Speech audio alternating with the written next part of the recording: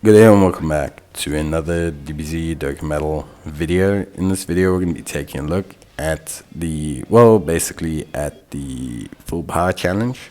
So we're going to be taking a look at the full power challenge for the Vegeta's story red zone, where you face Super Saiyan God SS Goku. Now I did actually complete this with another character that I have, or another team that I have, I should say, and it was in the other video. So you can watch the other video for the tournament participants team that actually also completed this mission, just because by default there were quite a few units that were cross category.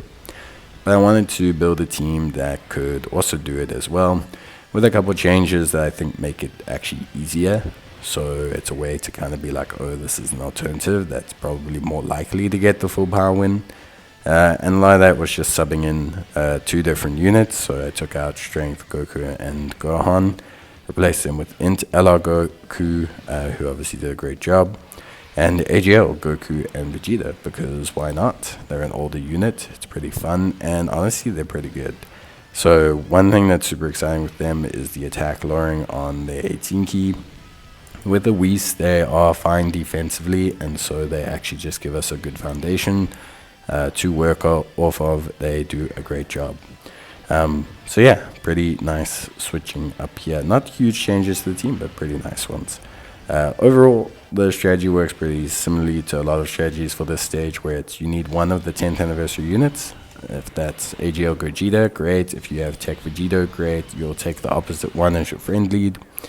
And then you just load the team with a bunch of pure Saiyans, and you basically take it like that. So, pretty straightforward.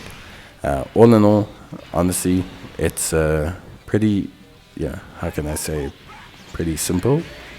Like, if you look at everything, the strategy is to get to the point where you have Gogeta, you have Vegeta, and your goal is essentially just to have them boost and use the active skills at the same time to spark a huge surge in damage, and then you're good to go. Chances are, especially if you're doing it on turn 4, Vegeta won't actually have built up enough damage to be able to do it in one turn. So you might actually struggle. Like you'll see here, we won't actually finish the guy off, like we won't finish off the enemy in one turn. This is okay, you just have to survive to the next turn.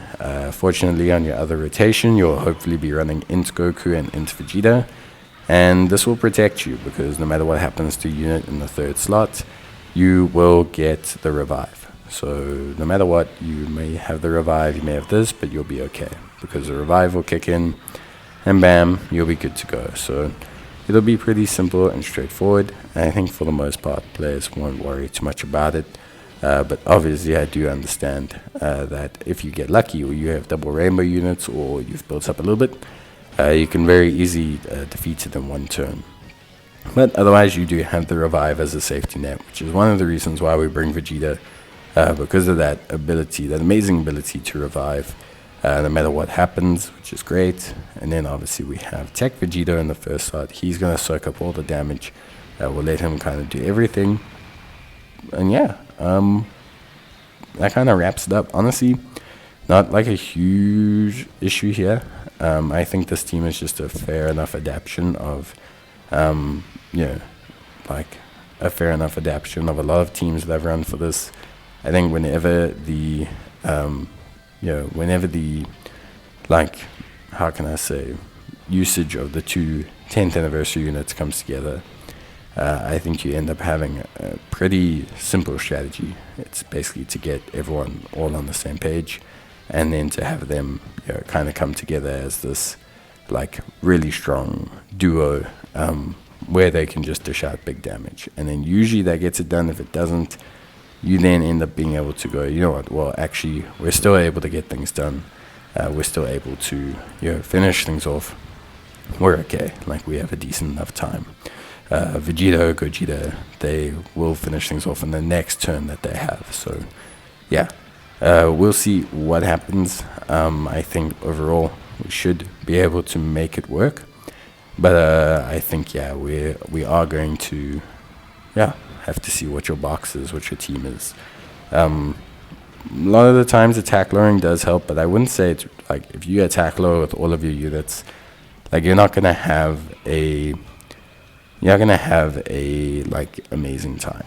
It's not like you can just attack lower infinitely.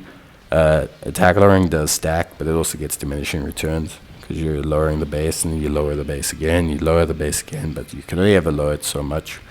Even if all of your units were to attack lower at the same time, and you somehow had like 20 attack lowering stacks up at once somehow, then yeah, maybe, but it's like you would have to build your whole team around it. It would take very long, and you miss a stack, and you struggle.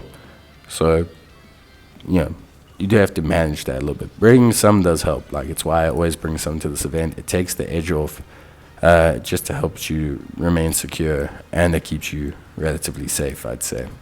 But yeah, that is it from me. Hope you guys enjoyed the video. Let me know in the comments down below. And as always, I will see you guys in the next one. Bye.